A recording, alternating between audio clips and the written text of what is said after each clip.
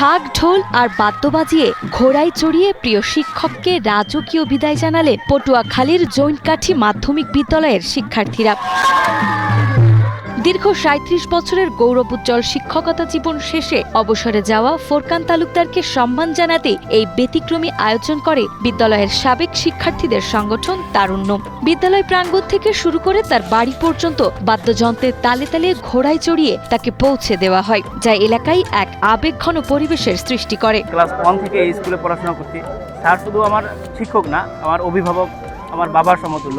শুধু ফোরকান স্যার সবার একজন আদর্শ শিক্ষক, এবং তিনি এই স্কুলেরই আমাদের এলাকার যত শিক্ষার্থী এই আলোর দ্যুতি নিয়ে আমরা এসেছি, এই স্যারের মাধ্যমেই আর কি আলোর দ্যুতিটা আমাদের শরীরে দিয়েছে। আমরা সকলে তাকে আগেও ভালো জানছি, এখনো ভালো জানি। সেই স্কুলের ছাত্র ছিল এবং এই স্কুলে সে শিক্ষক ছিল, সে সততার সাথে চাকরি করছে এবং তাকে এত সুন্দরভাবে গণসম্বোধন দেওয়া হয়েছে।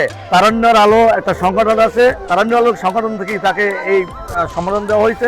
শ্রেণীকক্ষের বাইরেও শিক্ষার্থীদের বাড়ি বাড়ি গিয়ে পড়াশোনার খোঁজ রাখা এই জনপ্রিয় শিক্ষকের সততা ও নিষ্ঠার প্রশংসা করেন সহকর্মী ও স্থানীয়রা। তার অবদান আমরা কোনোদিনই শেষ করতে পারবো না। তিনি স্কুল শেষে প্রত্যেকের বাড়ি বাড়ি গিয়ে পড়ালেখার খোঁজখবর নিতেন।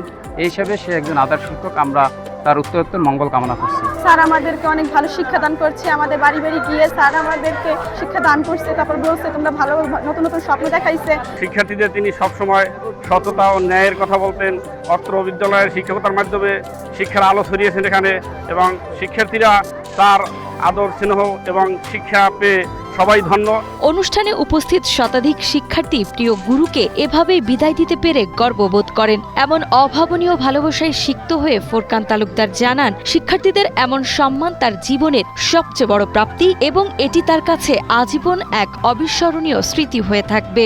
বড় কথা হলো আমার মতো এত বিদায় আমি আমার জীবনে কারো দেখিনি। আমার বিদ্যালয় অন্য কোনো বিদ্যালয় আমি দেখিনি যে এত সুন্দরকে বিদায় আমার জন্য এরা এত উপকরণ দিয়েছে। আপনারা সবাই দেখছেন, এত উপকরণ আর কেউ পায় না এই বিদ্যালয়। আমি অনেকের বিদায় দিয়েছি, কিন্তু তাদের এইভাবে বিদায় দিতে পারি। এই জন্য আমার মানে খুব ব্যথা যে আমার বড় ভাইরা যারা গেছে তাদেরকে আমি এই বিদায় দিতে পারিনি। কি বললাম, ভাষা হারাই গেছি। পাওয়ার না, আমি তার চেয়ে অনেক বেশি কিছু পাইনি। এইভাবে এই ভালোবাসা নিয়ে আমার দিন যতদিন দেশ থাকি আমি কাটাই এই ভালোবাসা আমি পাইতে পারি।